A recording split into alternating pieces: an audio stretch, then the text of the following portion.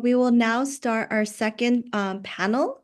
Our second panel is Theology in Practice Demon Scholarship.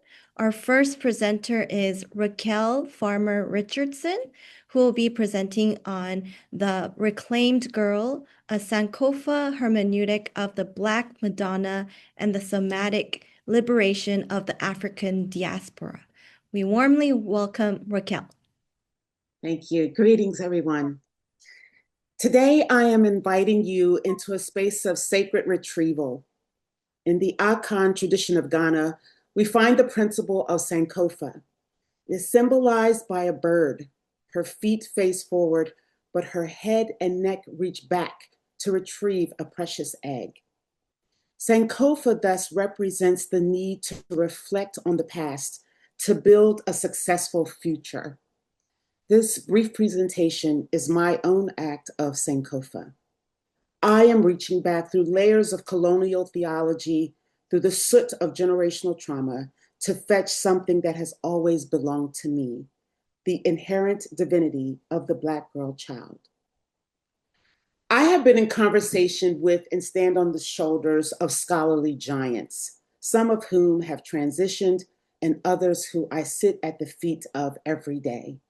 With deep humility and honor, I present this work in partnership with the decades of a dedicated study by some of the most brilliant minds of our times. It is because of their groundwork that I am here today to share with each of you.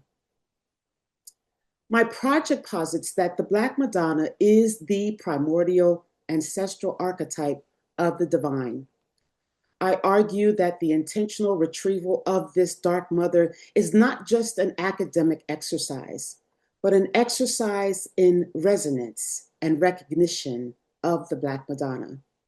My hope is that this sacred work will conjure grace, grace that is essential for the spiritual and psychological resacralization of Black girls and women in the West.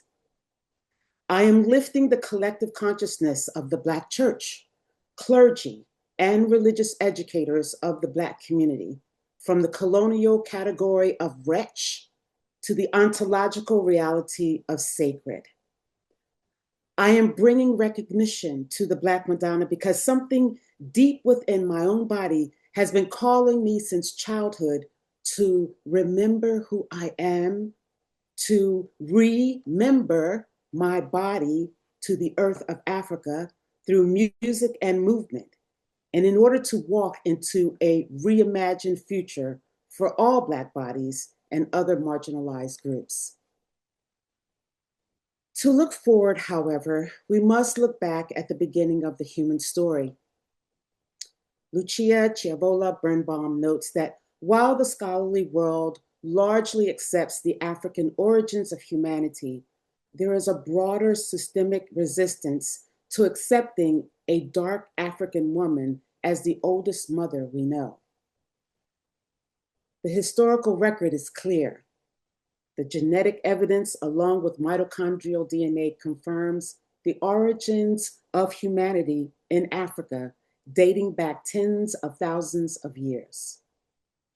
And imperialism did not just steal bodies, right? It stole, it destroyed, and it distorted African art and traditions to suppress this dark mother. By bringing recognition to her, I am not inventing something new. I am remembering and remembering who we were before the white male god of Christianity was used as a tool of domestic and systemic enclosure to erase our most precious spiritual and religious icon. I want to speak honestly about the snare. My research is not a dismissal of the church collectively or the Black church specifically. In many ways, the church was the only place my Black body felt safe growing up in Mobile, Alabama, throughout the 70s in my early formative years, and as a young woman here in Pennsylvania, where I currently reside. Yet there was always a tension that I experienced in my body, a tension that said, there is more and this is not the only way. I observed contradictions that I couldn't pray away. I witnessed the profound faith of the women who raised me, women who were the backbone of the community, women who sang the songs, women who prayed at the altars, women who cooked and sold dinners to raise money for the church, women who gave their own money for the work of the church. Yet I also witnessed the silence surrounding the abuse of their bodies, from the alcoholism and physical abuse in my childhood home in Alabama to that of other women in the church that were living in similar experiences. As a child, I was told that I was made in the image of God, but I could not recognize myself in the larger cultural discourse. How could I embrace softness or the status quo's standard of femininity when the women I looked up to were being mistreated by the hardness of a racist, patriarchal social system, their abusive partners, sometimes the Black patriarchal dismissiveness of religious leaders, and unfortunately, other Black women who had abandoned them for the sake of self-preservation. And yet, every one of the women who influenced me somehow were sustained by the grace of God and maintained a posture of softness. I now believe this was the ancient ancestral grace of the Black Madonna. We often sing John Newton's Amazing Grace. Newton, a former slave trader, wrote from the perspective of the wretch. But I assert today, none of the Africans on his boat were wretches, not one. The term wretch in this regard is an epistemic injustice to the lives of every enslaved African on Newton's ship, and still is to the African diaspora today. Black women and girls are not wretches seeking a whitewashed grace. We are divine beings reclaiming a lost inheritance, an inheritance of strength and softness. To replace the word wretch with girl when singing this classic hymn of the church, it is not merely a linguistic preference. It is a profound act of epistemic justice. Beyonce Knowles Carter challenged me to, quote, take a pen and rewrite it in her song entitled Bigger. Epistemic justice is the work of restoring marginalized people as legitimate knowers of their own lives and divinity. In a world that adultifies Black girls, denying them childhood, softness, and protection, simply claiming the word girl in the first verse is a revolutionary act. It demands the right to innocence, potential, and play. The Black girl child is not in need of a colonial pardon. She is a knower of God, whose very existence is a site of divine revelation, if we see her through the lens of the Black Madonna. I am reaching back to retrieve the Dark Mother, to provide the missing conceptual framework. If the Dark Mother is the primordial archetype, then the Black girl child is her direct image bearer. Therefore, the knowledge of her own divinity is not new information. It is recovered, it is reclaimed, and it is remembered knowledge that was suppressed by the wretch narrative. My methodology, a Sankofa hermeneutic of retrieval, triangulates three pillars of liberation. The Black Madonna, the primordial archetype, who reminds me that the divine looks like me. Next, Harriet Tubman, our living iconographic ancestor. Tubman is the somatic embodiment of Sankofa, continually reaching back into the hell of slavery to retrieve the precious eggs represented by the bodies of her people. And lastly, the somatic liturgy of my own original music, which serves as a lullaby for the body's nervous system, giving the Black body permission to rest, to be soft, and to heal. There are 5 songs in this cycle of retrieval: Amazing Grace, My Softness, Moon is the Mother, I Am Not Your Barbie, and Remembering the Ground. These songs are not just performances. They are liturgical acts designed to cultivate kindness, equanimity, compassion, and the softness in the sacred Black bodies that Malcolm X noted were and continue to be stolen from.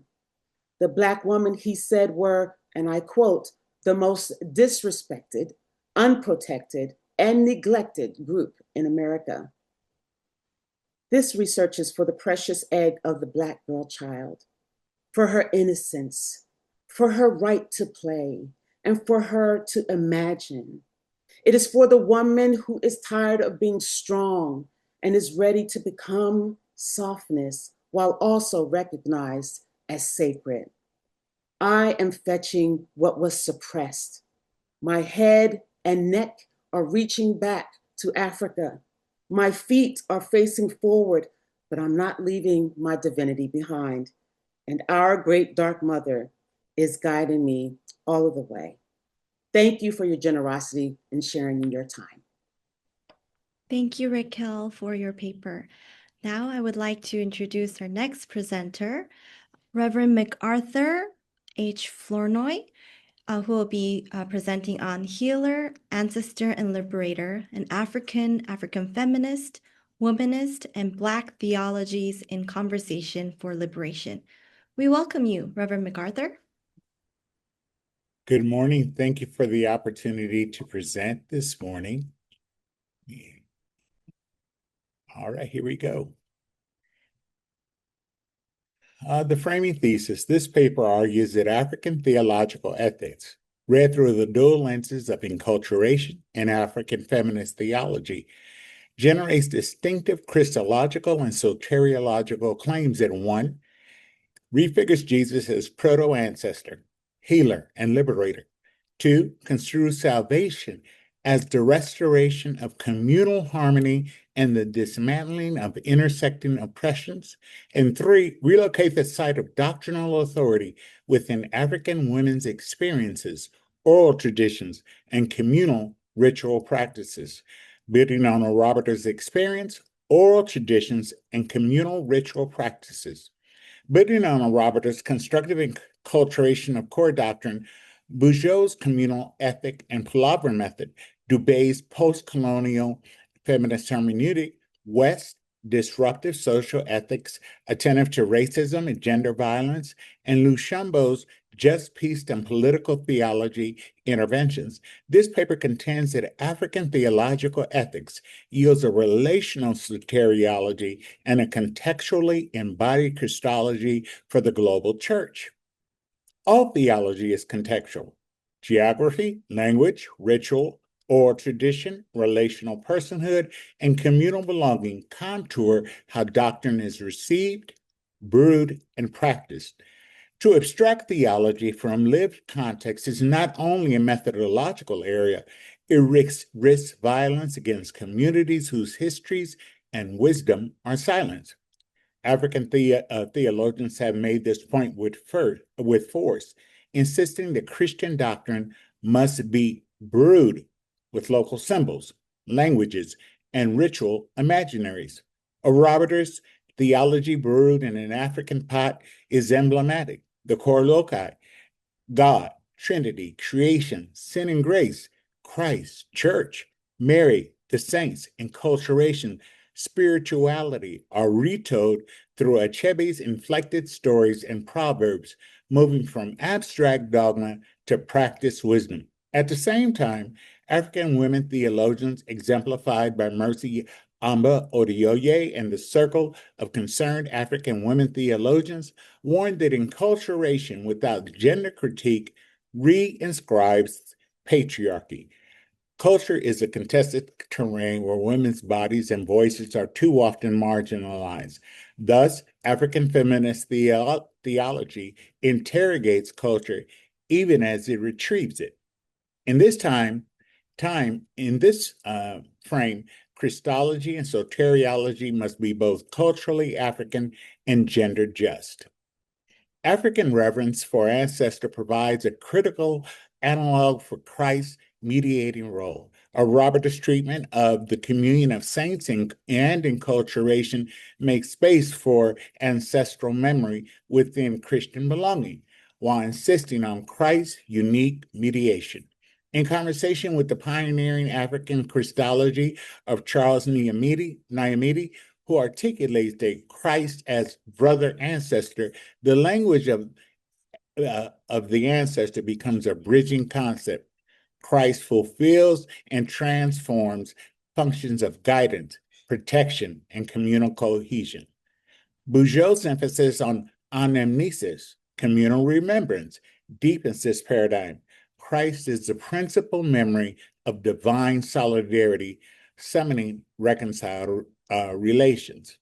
African spirituality is holistic. Healing is communal therapy enacted liturgically, in song, in dance, and shared meal, under the Spirit's power. A Robert's pneumatology-attuned account of Jesus situates Christology within Spirit-empowered healing practices. Dubé's post-colonial feminist readings of gospel healing narratives, such as the Canaanite woman of Matthew 15:21 through 28, so Jesus crossing imperial and patriarchal boundaries, thereby modeling a decolonizing, gender-just praxis that explores agency to the subaltern.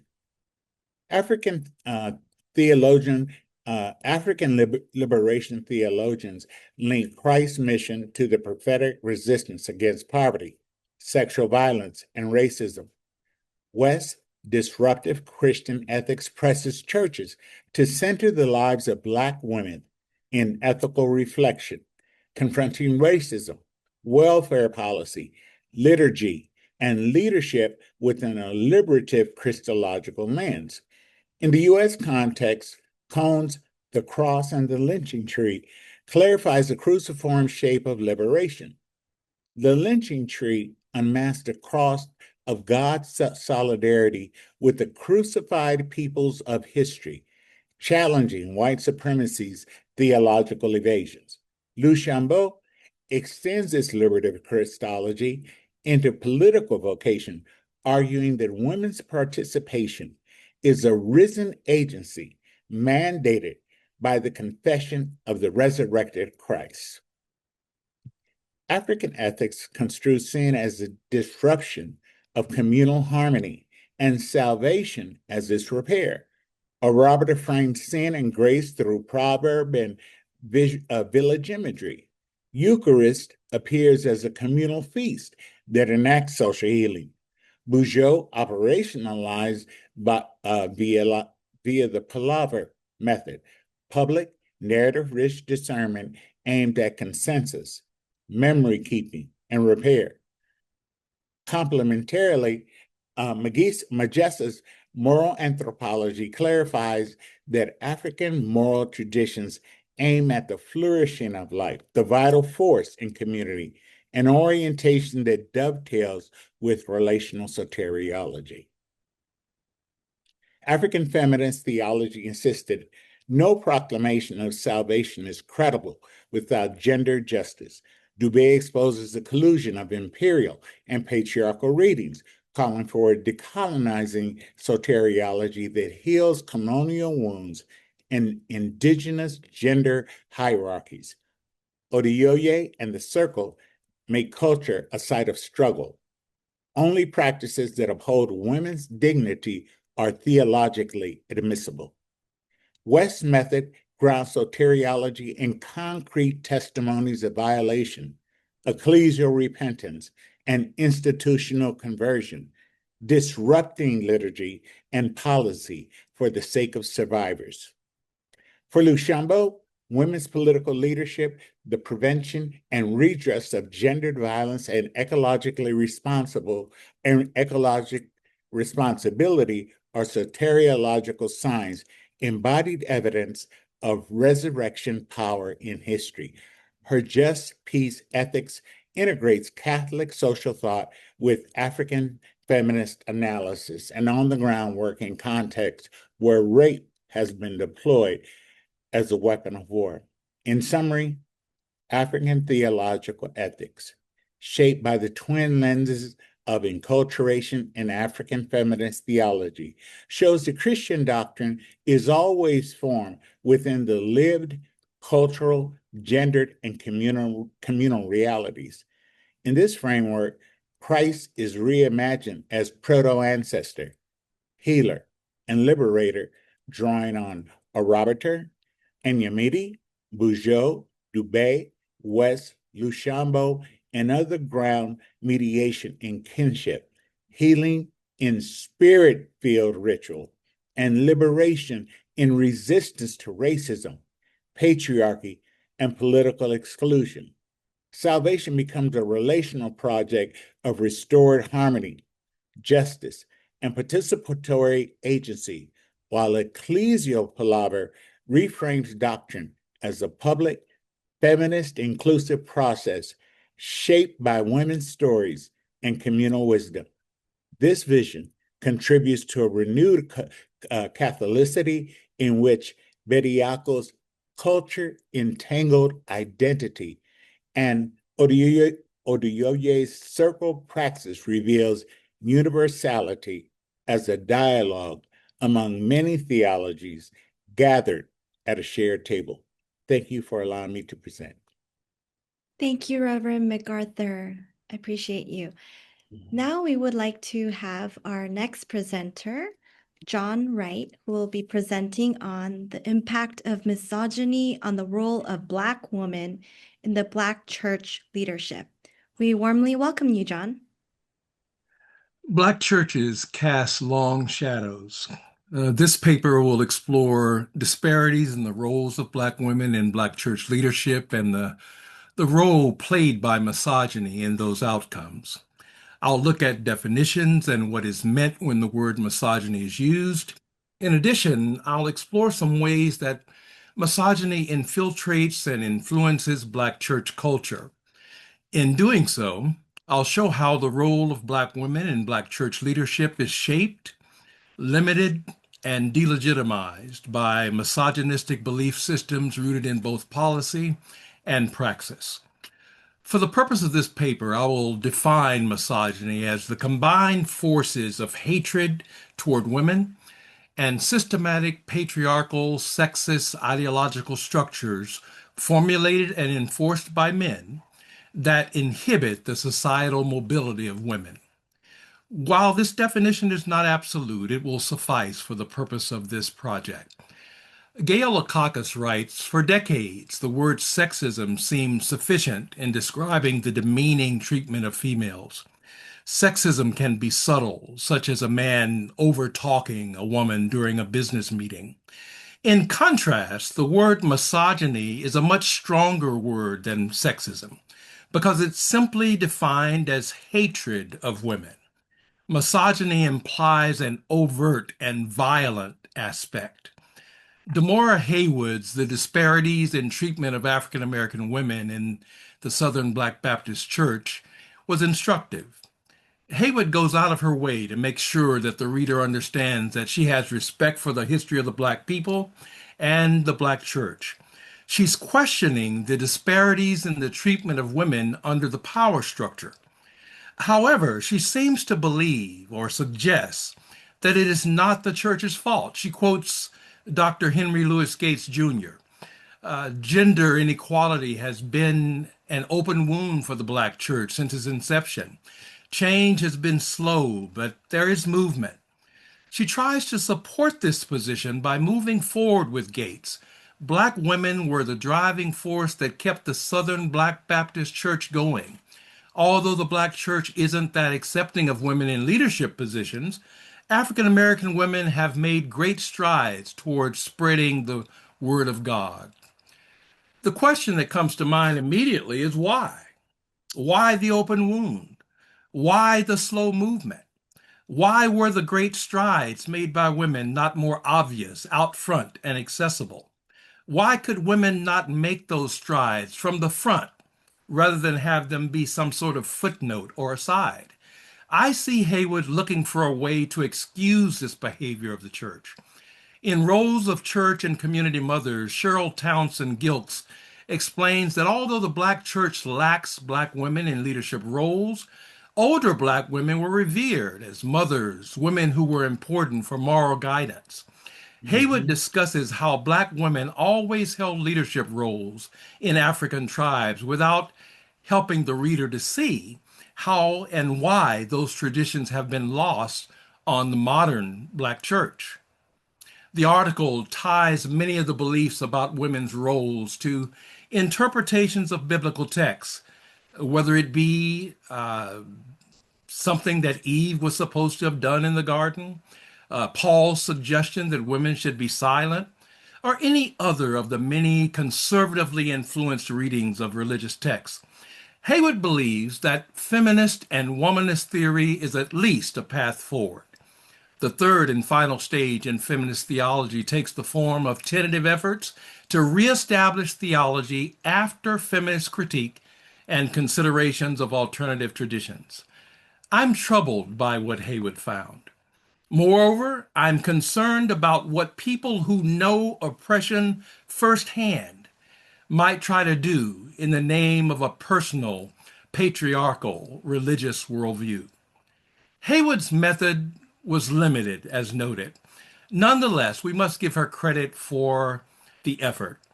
Her view of the role of African American history and African American church history left us wondering if she wanted to excuse the church for the sociological and culturally identifiable blood on its hands. In the end, her hopeful gaze toward the future of feminist and womanist thought is encouraging as a path forward. Misogyny, both the word and its effects, can still quiet a room in the way that sexism simply cannot. Sexism invokes charts and graphs and workplace analysis, whereas misogyny lands with blunt force, heaving and daring. As such, misogyny lingers in the body. It haunts us long after impact. Patriarchy and misogyny do not wait to see a woman's resume prior to making decisions that directly and negatively impact women's lives. Often, structural obstacles are in place to eliminate a woman's candidacy based upon creation and interpretation of policy. This policy owes its presence and power to a history of biblical interpretation that leans toward the subjugation of women. Karen E. Gentry in Misogynistic Terrorism, It Has Always Been Here, does a deep dive into far-right groups who use biblical interpretation to aid in their systematic oppression of women. Misogynistic ideology aims to suppress half the world's population, and the violence aims to terrorize, silence, and harm that same half. To ask why we should care about misogyny is rather perplexing and simply reveals an immediate bias to take women and the harm of patriarchy and misogyny less seriously. It immediately reveals a belief that the Western status quo works. Misogynistic terrorism has undergone a significant discursive shift in recent years, not just because of the rise of incel violence and the growing rate of far-right violence, but because there is growing awareness in society about how gender structures work to do harm. The Black church, while born of the need for Black people to express themselves in fullness without white gaze, is still a child of the environment out of which it was born. Black churches have not done the hard work, self-reflective work needed to free women from the limits imposed by shallow, blurry, questionable vision of predominantly male leadership. Why predominantly male leadership? Because scripture is often used to promote outdated, flawed, biased views around the capabilities of women. Some version of what Eve did in the garden is constantly used to place and, when needed, repair and enforce the glass ceiling above the heads of women who aspire to leadership. The Black church has taken the master's tools and built a church very much like that of the master. Same gifts and graces, unfortunately, the same dysfunctional paradigm, marginalizing and minimizing the potential contributions of women in leadership. Efforts to use the Bible as a blunt instrument to block the creative energy and imaginative spirit of women as leaders are as old as the first moment a woman's behavior did not serve a man's needs. Misogynists often think they're taking the moral high ground by preserving a status quo that feels right to them. They want to be socially and morally superior to the women they target. Most misogynistic behavior is about hostility toward women who violate patriarchal norms and expectations, who aren't serving male interests in ways they're expected to. So there's this sense that women are doing something wrong. But women only appear that way because we expect them to be otherwise, to be passive.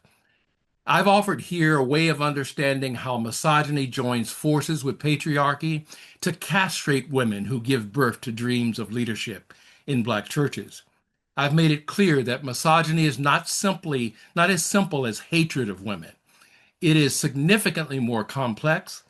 It has recruited ignorance, historical precedent, as well as commonly accepted societal norms as witnesses for the ongoing prosecution of women for the crime of expressing full personhood within the institutional Black church. Having defined misogyny in a way that respects the layered complexity and enormous capability, I've offered that Black women are sabotaged, systematically disqualified with prejudice from church leadership by men and man-made systems that question the very humanity of women. Minus humanity that meets standards created and enforced by men, women continue to use feminist and womanist theology to rewrite and thus reshape the incomplete, unethical, patriarchal theology that assigned male gender to God and church leadership to males only, made in God's image. Thank you. Thank you. I appreciate you, John, for your paper. Now I would like to turn our attention to our faculty responder, Dr. Heesung Hwang. Thank you for being with us today. And I would like to invite Dr. Heesung Hwang, who will help us engage these papers in conversation. Dr. Hwang, we welcome you. Thank you. Thank you, Dr. So, and thank you, all presenters. I'm so excited, and I will just put that way. When I was reading this paper, I was excited already, and just listening to your own voice in three voices for these three papers, I'm more excited. I'm learning so much. It's such an honor to serve as a faculty respondent for this panel. And before offering any academic observations, I want to just briefly name what we have just witnessed. These three students and leaders did not simply present papers, they showed up fully, bringing their lives, communities, and questions into their work. And that kind of integration takes courage, and it is worth naming. And across these papers, each of the students is wrestling with basically same questions. Who gets to belong fully in the life of the church? Each arrives at that question from a different place, with the different tools, and with a different community in mind. And Raquel is asking it through the body and through liturgy. And MacArthur is asking it through doctrine and theological tradition. And John is asking it through the institution and its power structures. But the question is the same, and I don't think that is kind of, accidental one. I think it's more prophetic. Isn't that exciting? I think something is being named here today that the church really need to hear. So first, to Raquel's paper, what strikes me most about Raquel's paper is what it refuses to do. It refuses to separate the scholarly from the liturgical. And Raquel is not writing about somatic liberation from a safe distance. She's performing it. The paper, the liturgy, and the music worked all together as a single theological argument. That is not just a stylistic choice, right?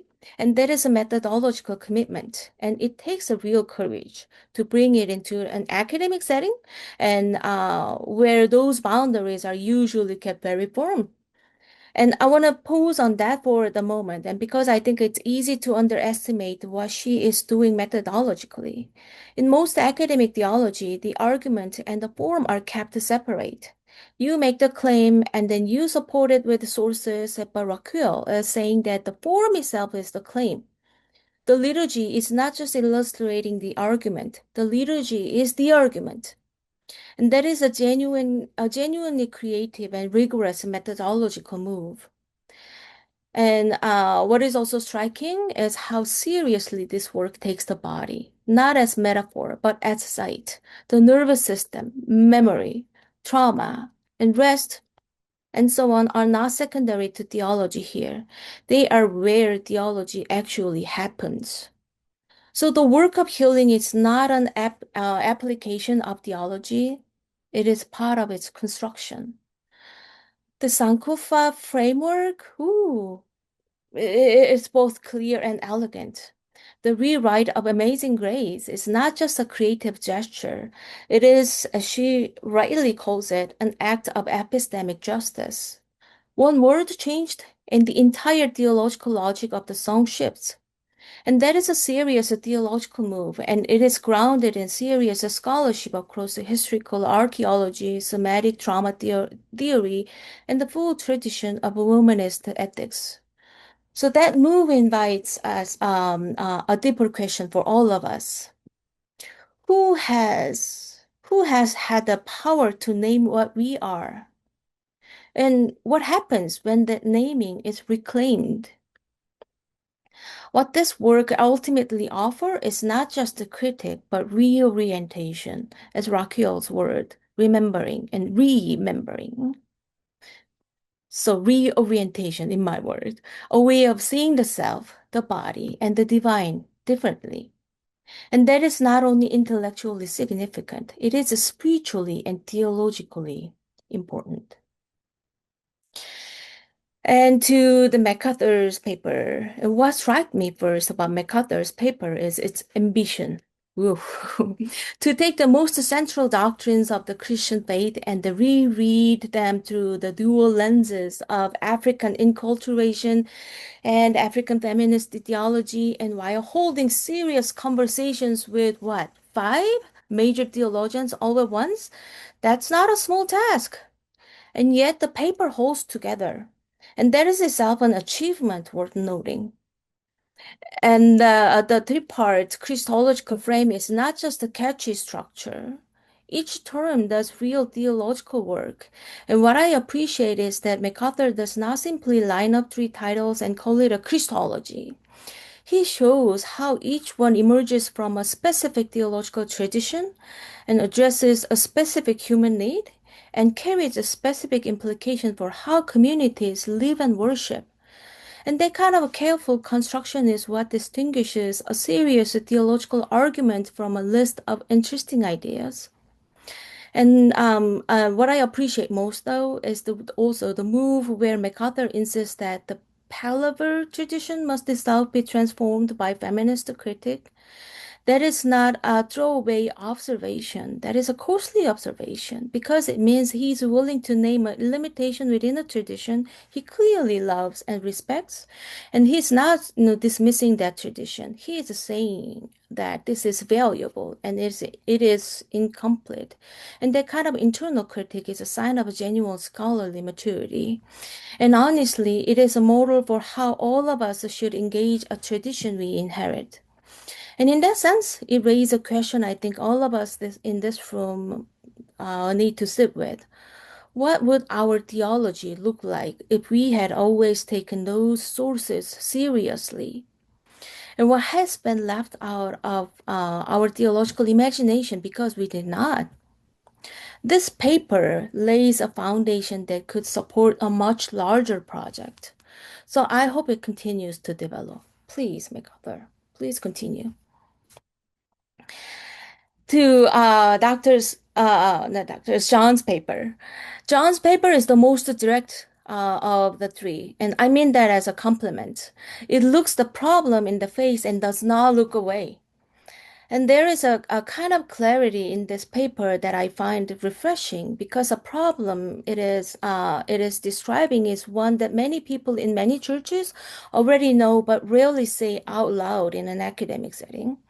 What I appreciate most is the precision of the definitions, the distinction between sexism and misogyny, and not just this kind of, thematic point. It matters enormously for how we understand what's happening in Black church leadership. Because if we only talk about individual attitudes, we miss the structures, the policies, and the necessary theological interpretations. And John's paper refuses to let us stay at that kind of level of individual behavior. It pushes us into the institution, and that is exactly where practical theology actually need to go. So I really appreciate that part. And I would go one step further. And what becomes clear in this paper is that misogyny is not simply cultural or behavioral, it is theological in the sense that scripture itself has been mobilized to sustain these structures. So, kind of, that's a hard truth, but it is a necessary one to examine and name it. The paper opens with a personal memory, a moment of disruption that shaped its scholarly posture, but I also love that moment because it tells us that this is not simply an intellectual argument, but it is a lived commitment. And that is a kind of a scholarship that rests. So when I hold these three papers together, I see something more than three individual arguments. I see a coherent theological vision. Raquel is reclaiming identity. The sacred self of the black girl child, taken by colonial language, restored through ancestral memory and embodied liturgy. She is saying we were never riches. We were always sacred. We just need to remember. MacArthur is reclaiming doctrine, asking what our most central Christian beliefs look like when they are shaped by African and humanist wisdom, when they are brewed in a different pot, when voices long excluded are finally taken seriously. He's saying that our theology is not finished. Now, John is reclaiming institution, naming clearly and honestly how the Black Church, the very institution that was built as a refugee and a site of resistance, has allowed the same forces it was built to resist to take root within its own walls. He's saying, we know better, and knowing better means that we have to do better. Identity, doctrine, institution. And what all three papers are ultimately arguing in their different ways is that wholeness requires full inclusion. The church cannot be what is called to be while marginalizing the people who have sustained it. That is not a side issue in practical theology. That is the heart of it. And if that is true, and then the question is no longer whether the church can change, but whether it is willing to tell the truth about itself. And I want to close by saying something to you and all three of you, all three directly. You came here today and you did something really hard. You stood in front of your peers and your professors and you said, this is what I believe. This is what I've been seen. And this is what I am called to do something about. That's not nothing. That's everything.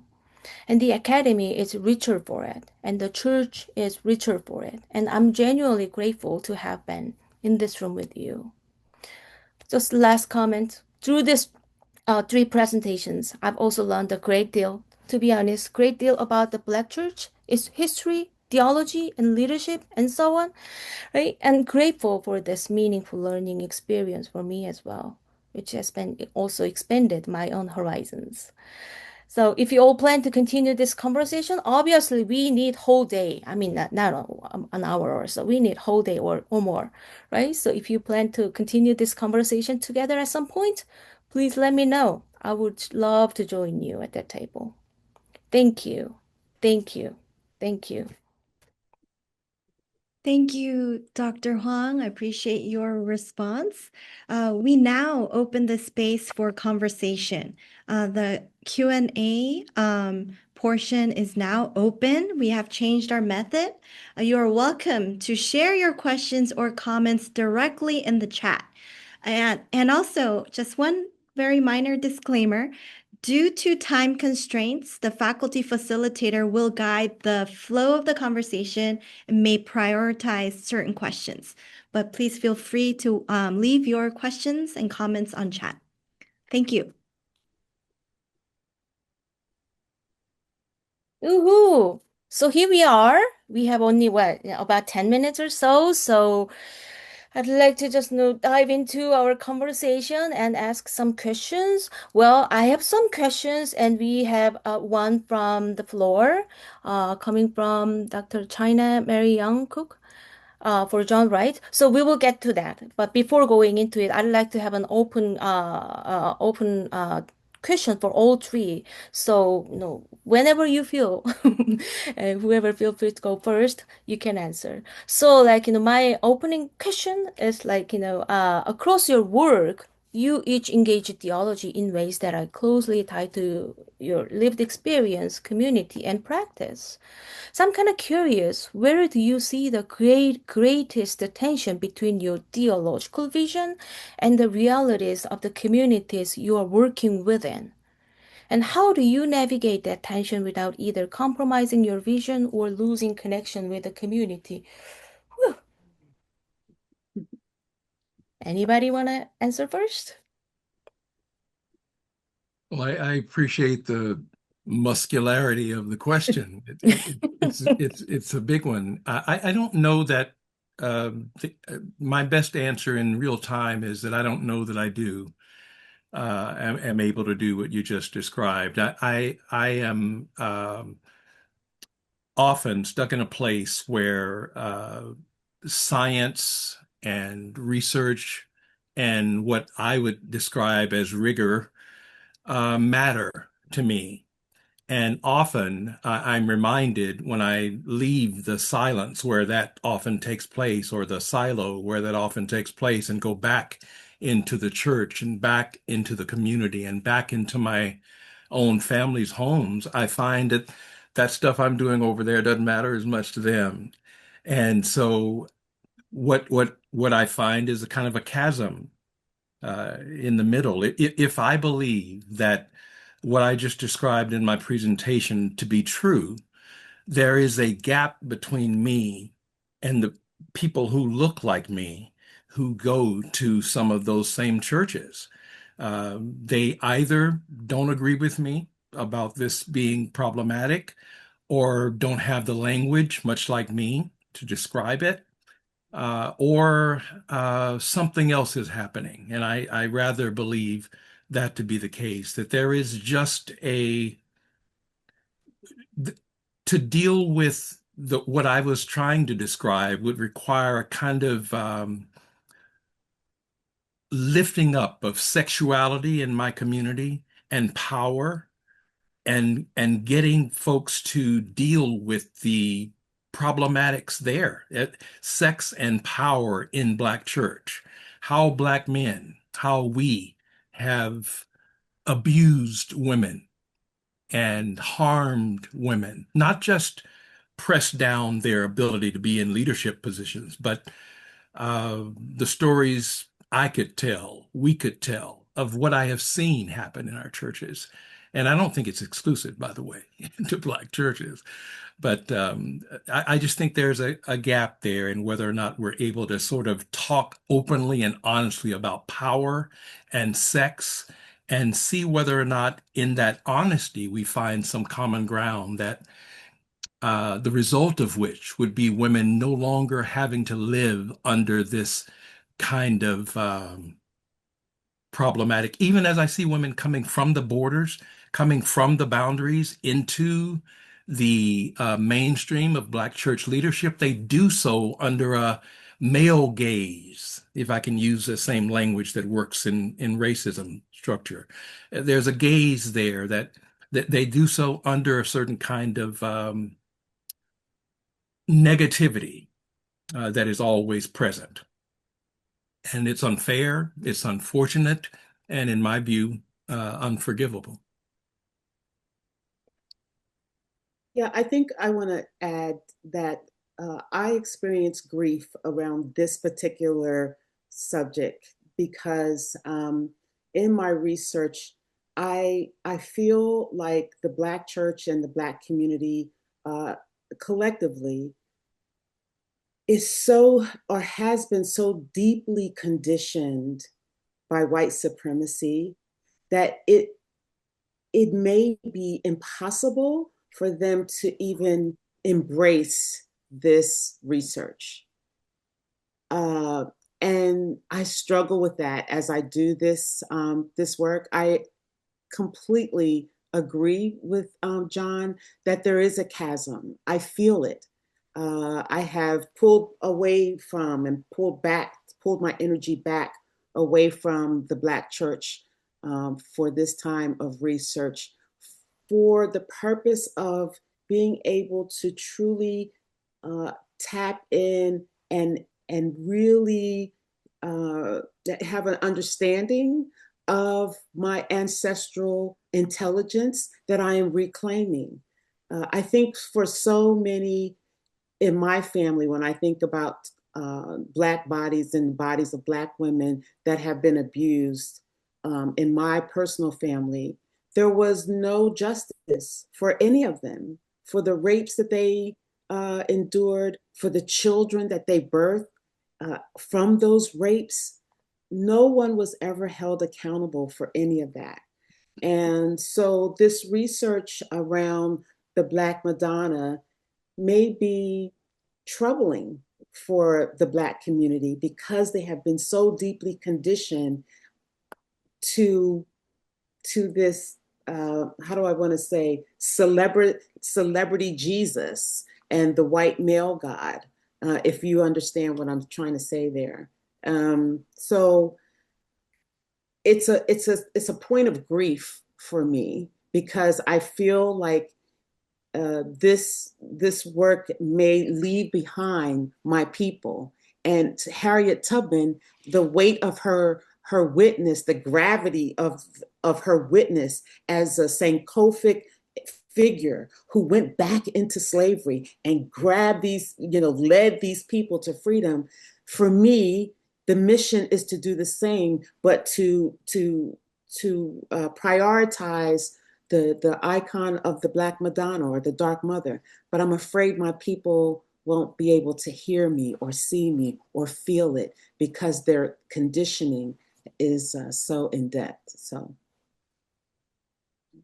So before, sorry, MacArthur. So before going into it, so let me just pull one of questions on from the floor.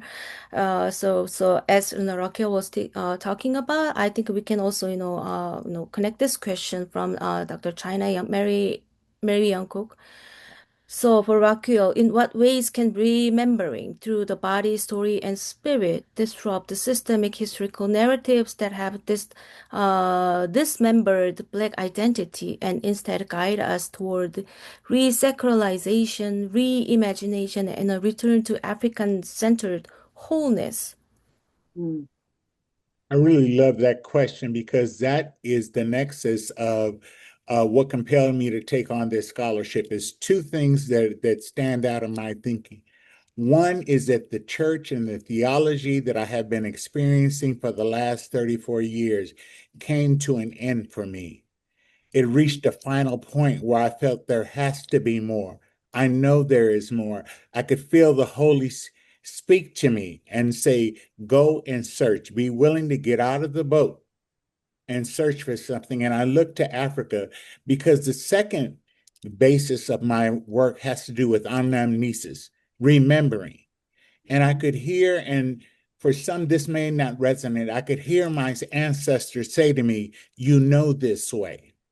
And I believe that all people they have been deposited with a depth of spirit, a sacred presence, where they have been deposited wisdom from their ancestors, not just Africa. And my grief and my longing, and the grief is about we lock African feminist theology into a silo to say this is only specific to African women. Or we take womanist theology and we say this is a silo that belongs to Black women.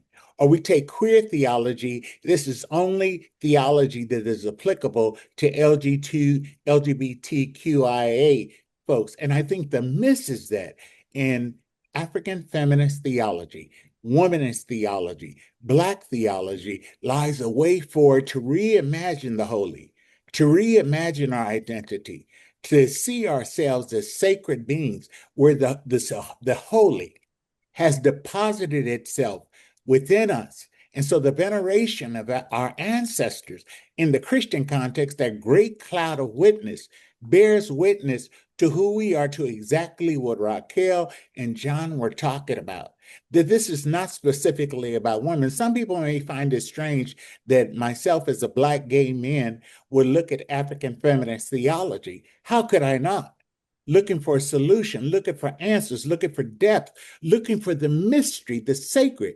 There's one theologian that names knowing and unknowing, that I can stand in the space of not knowing and experience the holy to reimagine who I am, who we are. I think about the principle of Ubuntu. I am because we are. And I locate that within the Voices of Africa. But I also recognize that many theologians do it on the basis of patriarchy. And they reify patriarchy even through a liberative lens. And so African feminist theology says you're excluding community when you do that. And they reimagine salvation and Christology as family, relational, and restoration of not only people, but the ecology as well. And seeing ourselves as part and parcel of that. Wow. Wow. Thank you so much. Again, we should continue this conversation, but time is out. So I have many questions and also a lot of comments and questions on the chat. So please, continue your thoughts, process, and work.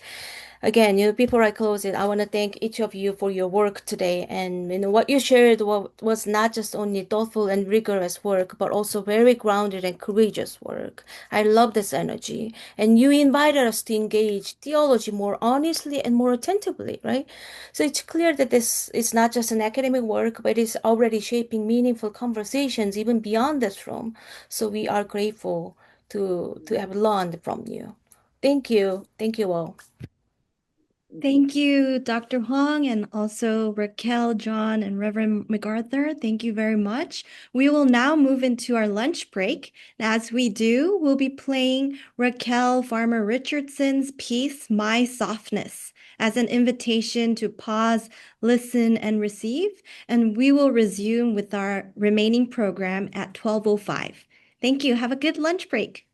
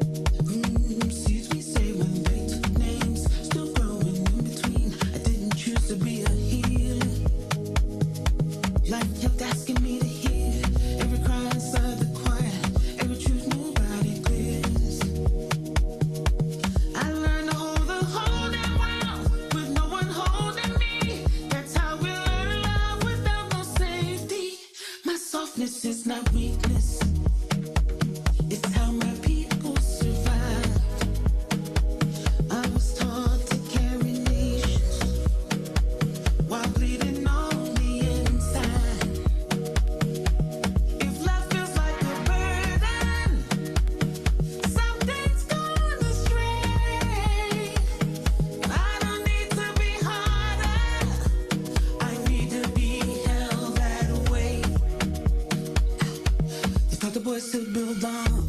Told them tears will get you killed. School bells turned into sirens. Turned the hearts into shields. Urgency replaced reflection. Speed replaced the soul. They survived by staying ready. Never learned how to be whole.